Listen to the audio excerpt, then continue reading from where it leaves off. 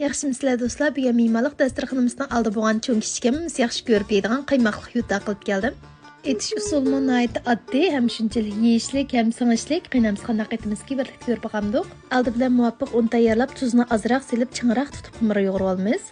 Men to'ylab bir chini un qildim, shuningda 2 tal chiqdi ya do'stlar. Keyindan shunda xam qaymoq, oshko'ka tayyor qilib olamiz. Qaymoqimizning ustiga suvma yoki mendek seriq mayni eritib, mushta qo'yib, elashtirib, suyuldirib olamiz. Ko'rib keyin do'stlar, meni qetibishni yurak berib saqlashni unutib qolmanglar. Ati texim sarxiltimoqlar aytib, sizlarni saqlayman.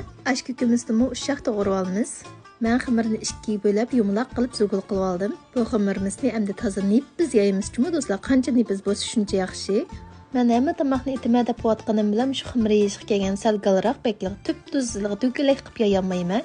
Burun esimda qolishi momamlar shunchalik chiqib beradi. Momam degan shunchalik nippiz, shunchalik chiroyli do'kilak yeyatdi. Men ish qilib bek do'kilak chiroyli yeyamsam, xil nippiz yeyib oldim. Endi ibamga ham qaymoqimizni xamirning yuziga tekshi sukab yeyib olamiz.